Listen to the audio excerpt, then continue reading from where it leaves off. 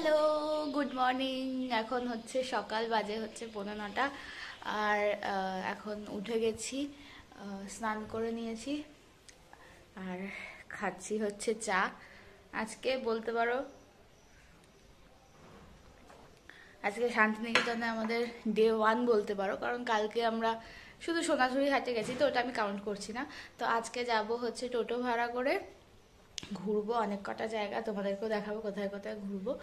আর এখন রেডি হয়ে নিই, স্নান টান হয়ে গেছে। আর এখানে যেহেতু ব্যালকানি আছে আর রোদ আসছে ভালো, তো আমার মা তো জামা কাপড় মিলে দিয়েছে বারান্দায় স্নান করে। তো যাই হোক, এবার রেডি হয়ে নিই, নয়তো মা খুব মারবে, এখনও কপাল দিয়ে জল পড়ছে। হ্যাঁ, তো রেডি হয়নি, 9টার সময় বলেছে কাকু আসবে, এখন অলরেডি 9:15 বেজে গেছে। তো রেডি হয়ে তোমাদের সাথে দেখা হচ্ছে। এই হলো হোটেলের 20 টাকার চা। আর চলো, রেডি হয়ে আমরা বেরিয়ে পড়েছি টোটোতে করে। ভীষণ জার্কিং, বাপরে বাপ, হাতটা আমার কেঁপে যাচ্ছে, কিন্তু কিছু করার নেই, তোমরা অ্যাডজাস্ট করে দেখো। তো আমরা আজকে যাব হচ্ছে তোমার কঙ্কালীতলা যে মন্দির আছে, সেই কঙ্কালীতলা মন্দিরে যাচ্ছি প্রথমে, আর তার সাথে সাথে আরও কিছু জায়গায় যাব। চলো এক এক করে দেখবো, সাথে তোমাদেরকেও দেখাবো। বীরভূম জেলার বোলপুর থেকে 9 কিলোমিটার দূরে কোপাই নদীর তীরে শক্তিপীঠ কঙ্কালীতলা। তন্ত্রচূড়ামতির মতে এটি 28 নম্বর সতীপীঠ।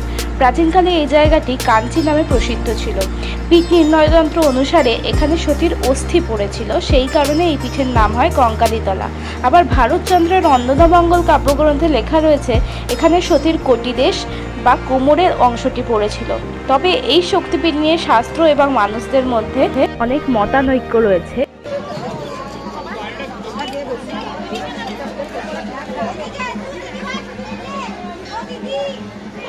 চলে এসেছি আমরা কঙ্কালীতলা, এইমাত্র ঢুকলাম। তো ভালোই, আজকে প্রচণ্ড ভিড়, কারণ প্রথমত আজকে রবিবার, দ্বিতীয়ত তার উপরে অমাবস্যা। তো আজকে প্রচণ্ড ভিড় এখানে, মনে হয় না পুজো টুজো দিতে পারবো রে বাপ রে।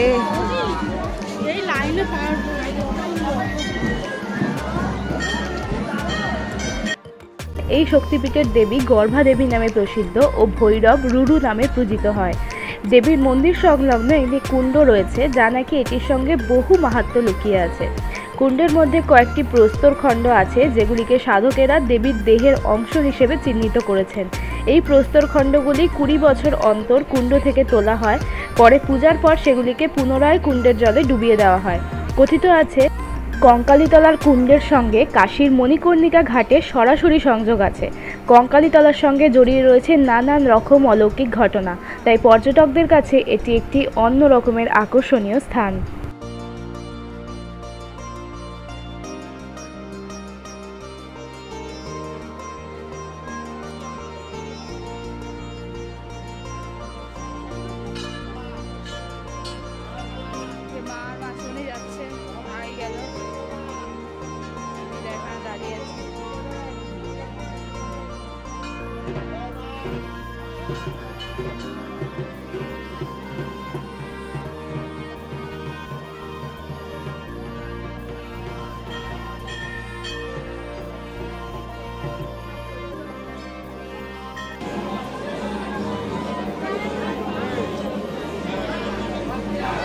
আপনাদেরও একটু শান্তির জল দিয়ে দিলাম। জায়গাটা কিন্তু ভীষণ সুন্দর, আর এখানেও কিন্তু আপনারা শান্তিনিকেতনের অন্যান্য জায়গার মতো গানের তালে তালে পা মিলিয়ে নিতে পারবেন।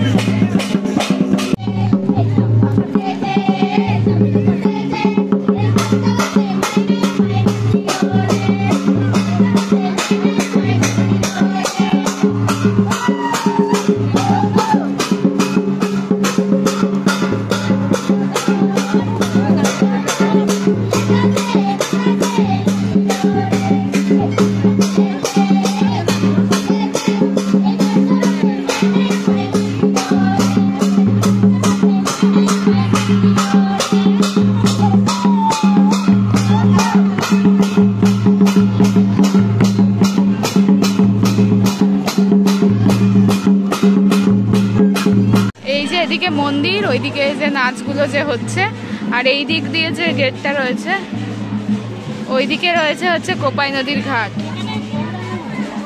ভোগ রান্না হচ্ছে কোথায়? ও যে এখানে মায়ের ভোগ রান্না হচ্ছে। ভোগের কুপন দেওয়া হয়, কিন্তু সেটা অনেক সময়ের ব্যাপার, তাই আমরা খেলাম না। আদৌ আমার কথা শোনা যাচ্ছে কিনা জানি না। তো ভোগের কুপন নিলে এখানে ভোগ খাওয়া, এখানে ভোগ রান্না হচ্ছে। আজকে তো আরও বেশি রান্না হচ্ছে, কারণ আজকে অমাবস্যা বলে অনেক লোক এসছে, তো এখানে ভোগ রান্না হচ্ছে। ভোগের বুকিংয়ের যে নাম্বারটা সেটা আমার কাছে রয়েছে, কিন্তু আমি ছবি তুলতে ভুলে গেছি। তো সেই নাম্বারটা আমি স্ক্রিনে দিয়ে দিচ্ছি, প্লাস ডেসক্রিপশন বক্সেও দিয়ে দিচ্ছি। আর এখন যে নদীটা দেখতে পাচ্ছেন এটা হচ্ছে কোপাই নদী। এই কোপাই নদীর ঘাটেই আমরা দাঁড়িয়ে আছি। কোপাই নদীর ঘাটটা কিন্তু কঙ্কালীতলাতেই রয়েছে, তো সুতরাং আপনারা কঙ্কালীতলায় গেলে অবশ্যই কোপাই নদীটা দেখে আসবে। এইখানে একটু আগেই বলি হয়েছে, সেই বলির রক্ত এখান দিয়ে পড়তে পড়তে গেছে। বলিটা আমরা দেখতে পাইনি, আর সত্যি কথা বলতে আমি বলি একদমই দেখতে পারবো না সামনে দাঁড়িয়েও, কিন্তু এই জায়গাতেই বলিটা হয়।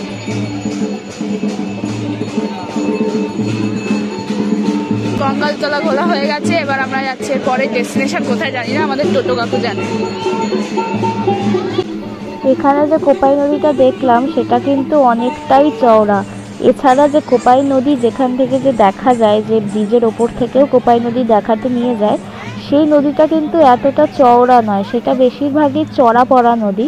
কিন্তু এই কঙ্কালীতলার সামনে যে কোপাই নদীর ঘাটটা রয়েছে সেইখানে কিন্তু নদীটা বেশ চওড়া।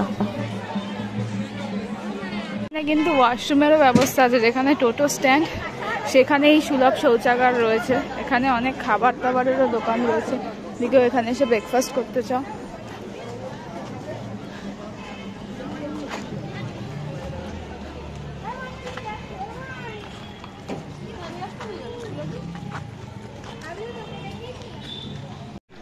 মা থাকলে তো বাবাও থাকবে। এটা শিব মন্দির।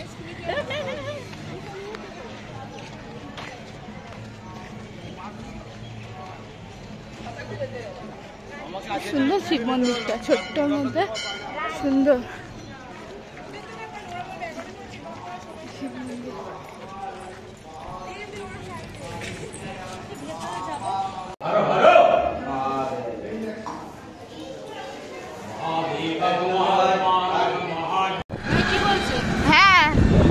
এটা হলো প্রান্তিক স্টেশন। কঙ্কালীতলা ঘোরা হয়ে গেছে, এবার আমরা যাচ্ছি পলাশবন এবং আদিবাসী গ্রাম। এখন আমরা এসেছি পলাশবনিতে। এখানে পলাশবনি আর আদিবাসী গ্রাম এই দুটো আছে। তো এটাও একটা সাইট-সিইং স্পট। এটা বলছে আগে এত ফেমাস ছিল না, এটা ইষ্টি কুটুম সিরিয়ালের মনে হয় শুটিং হয়েছিল। আমি তো কোনোদিন জীবনে ইষ্টি কুটুম সিরিয়াল দেখিও নি, তো যারা কেউ যদি দেখে থাকো তাহলে জানো, সেই ইষ্টি কুটুম সিরিয়ালের শুটিংয়ের জন্য এটা এত ফেমাস হয়ে গেছে।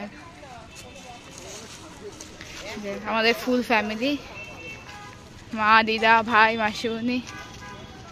খুব সুন্দর জায়গা, কিন্তু প্রচণ্ড রোদ, ছায়া ছায়া খুঁজে খুঁজে দাঁড়াতে হবে, তো গরম।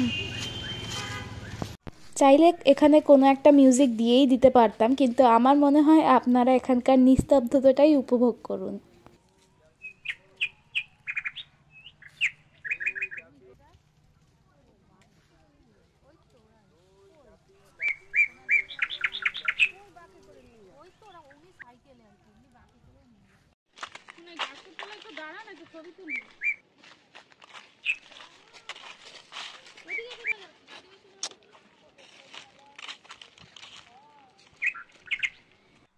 যাকগে, নিস্তব্ধতার বেশি তো আমার মা আর দিদারই গলা পেলেন আপনারা।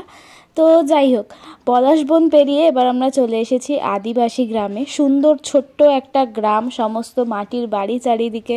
তবে এখানে যেহেতু লোকবসতি রয়েছে এবং এটা সেই অর্থেই একটা ট্যুরিস্ট স্পট নয়, আপনারা এখানে গিয়ে সুন্দর সুন্দর দেয়ালে কাজ করা বা গ্রামের পরিবেশটা শান্তভাবে গিয়ে উপভোগ করেই আসতে পারেন।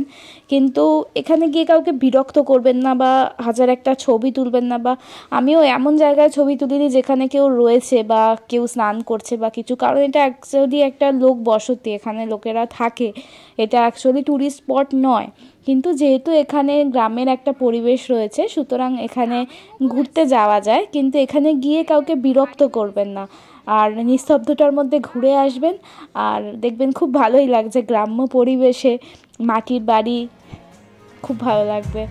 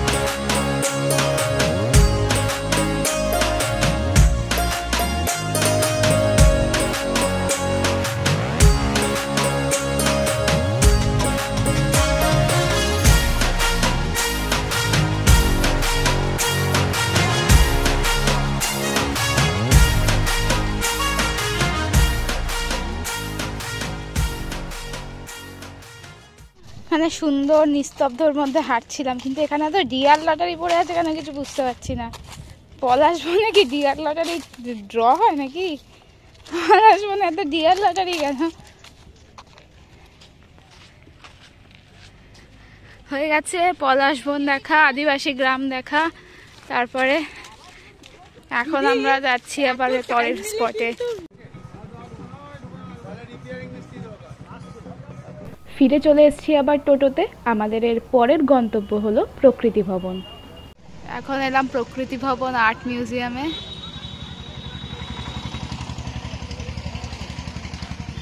প্রতিদিন সকাল 9টা থেকে 5টা অবধি খোলা। স্টুডেন্টের গ্রুপ আসলে 50% ডিসকাউন্ট। আর এই আর্ট মিউজিয়ামের এখানে এত সুন্দর একটা ফুল গাছ। প্রকৃতি ভবন আর্ট মিউজিয়ামটি শান্তিনিকেতনের বল্লভপুর এলাকায় অবস্থিত। প্রাকৃতিক নানান রকম কাঠের এবং ধাতুর ট্রান্সক্রিপশন থেকে তৈরি ভাস্কর্য, এছাড়াও নানান রকম কাঠ এবং নানান রকম ধাতুর দিয়ে তৈরি ভাস্কর্যের একটি সুন্দর প্রদর্শনী রয়েছে এখানে। আর প্রত্যেকটি সংগ্রহশালাই মোটামুটি এসি, এবং এখানে ঢোকার আগে জুতো খুলে ঢুকতে হয়, সেটা মিউজিয়ামে যারা রয়েছেন তারাই আপনাকে বলে দেবেন। এছাড়াও উদ্যানটি খোলা থাকে প্রতিদিন সকাল 9টা থেকে বিকেল 5টা পর্যন্ত। ঢোকার এন্ট্রি ফি হলো মাত্র 30 টাকা করে। আর যদি আপনি ছবি তুলতে চান তার জন্য আপনাকে এক্সট্রা 20 টাকা দিতে হবে। আর 6 বছর এবং তার নিচের বয়সী শিশুদের জন্য কোনো রকমের প্রবেশ মূল্য নেই।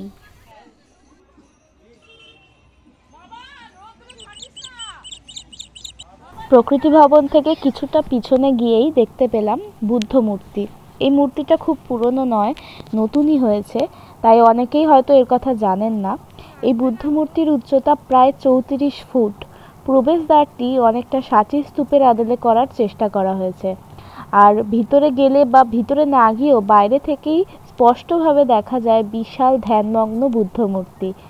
আর বুদ্ধদেবের মূর্তির নিচেই রয়েছে অষ্টাঙ্গিক মার্গ এবং পঞ্চশীলের কথা। যদি আপনারা না জেনে থাকেন, এবার শান্তিনিকেতন গেলে অবশ্যই বুদ্ধ মূর্তি দর্শন করে আসবেন। এত সুন্দর সাদা রঙের বুদ্ধ মূর্তি দেখলেই আপনাদের শ্রদ্ধা ভক্তি জেগে উঠবে। আর ভিতরে না গেলেও রাস্তা থেকেই ভালো করেই দেখা যায় বুদ্ধ মূর্তি। আর আমরাও ভিতরে যাইনি, বাইরে থেকেই দেখেছি, কারণ তখন ছিল প্রচণ্ড গরম আর প্রচণ্ড রোদ, তাই সব জায়গায় আর নামছিলাম না, আমাদেরও শরীর খারাপ করছিল, তাই জন্য আর বেলাও হয়ে গেছিলো, তাই জন্য দেরি না করে আমরা আস্তে আস্তে খাবার দিকে এগোচ্ছিলাম। ও আমাদের টোটো কাকু বললেন এই রাস্তা দেখেই রবীন্দ্রনাথ ঠাকুর লিখেছিলেন গ্রাম ছাড়া ওই রাঙামাটির পথ। এবার সেটা কতটা সত্যি আর কতটা মিথ্যে সেটা আপনারাই যাচাই করে নিন।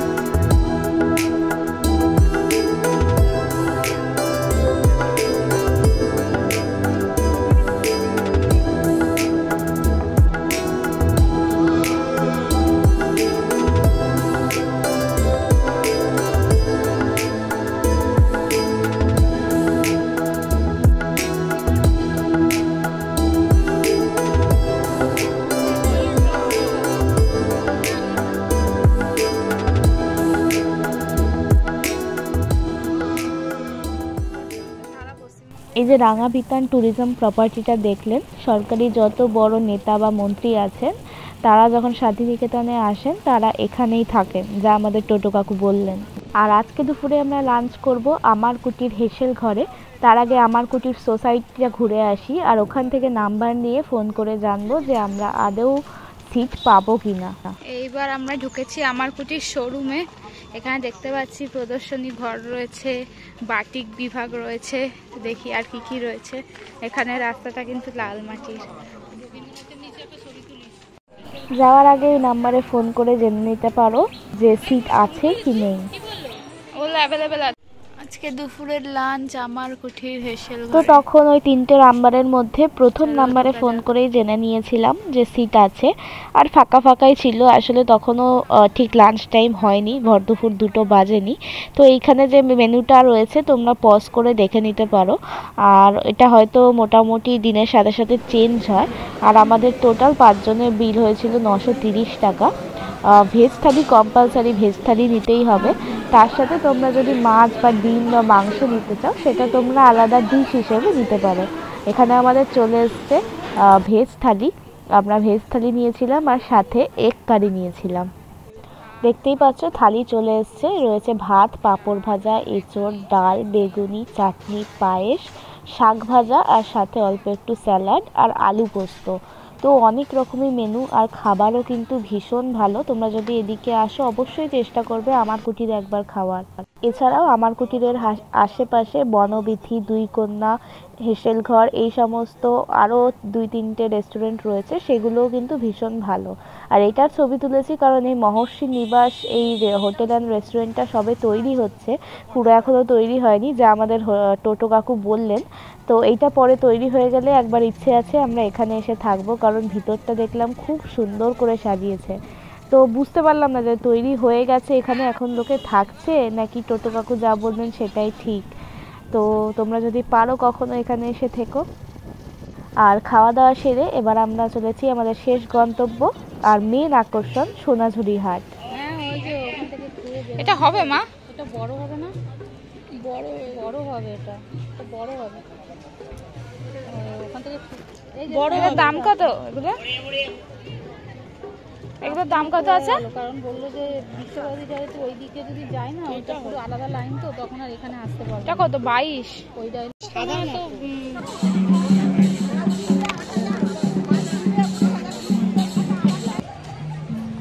এই ব্যাগগুলো কি আছে দাম আছে গো? 140 টাকা। এই ছোটগুলো? ছোটগুলো 170 টাকা। 10,500। এটা অরিজিনাল গাছের উপর ডাই প্লাস কাঁথা আছে। অন্য ধরনের দেখাও। হ্যাঁ দিদি আমি 200, 350, 250, 350, 550। পুরোটা ব্ল্যাক, পুরোটা ব্ল্যাক। ব্ল্যাক কোথায়? ব্ল্যাকের মধ্যে লেখা তো। লেখা মানে আমি ভেবেছি পুরোটাই 200 টাকা। হ্যাঁ, ভিতরটা এরকম কালার হবে না? দেখি এটা হবে 650 টাকা দাম আছে, 500 টাকা করে। দেখি এটা একটু খোলো তো। এরকম একটা কার যেন শাড়ি দেখেছিলাম মনে হচ্ছে আমি। হ্যাঁ, এটা পুরোটা এক। সম্বলপুরি কটন হয়।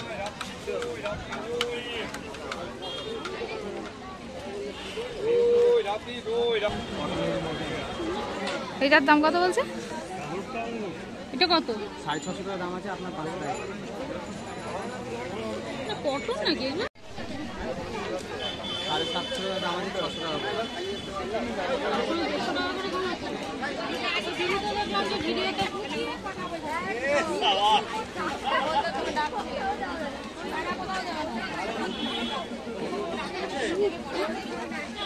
এই কালারটা এরকম লেখার মধ্যে কি কালার আছে? এটা ভালো লাগছে।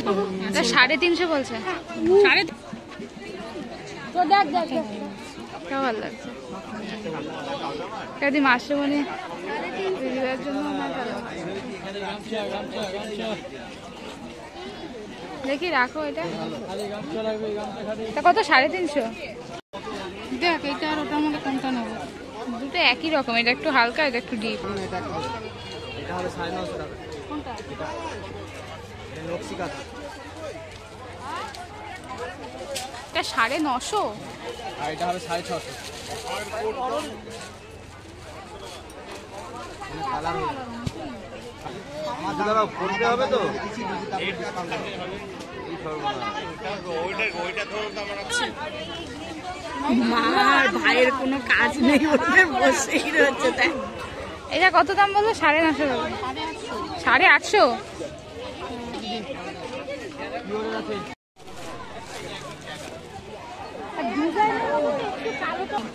দাম আছে 950 টাকা।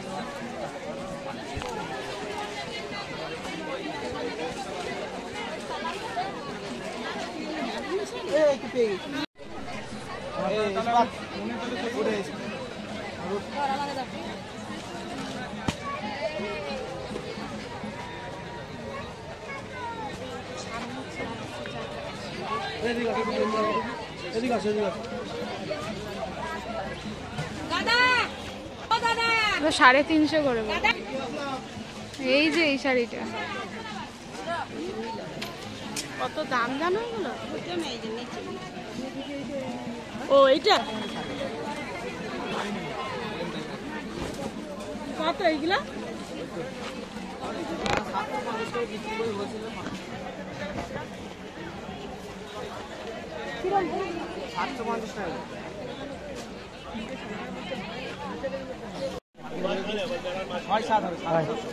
এইটাও ভালো লাগছে, এটার থেকে এটা ভালো লাগছে। হ্যাঁ দিদি,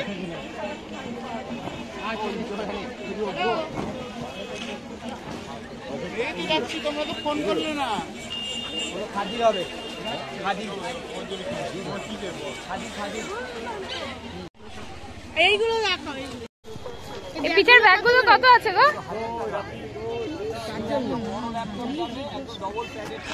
আজকের ভিডিও তাহলে এই অবধি থাক।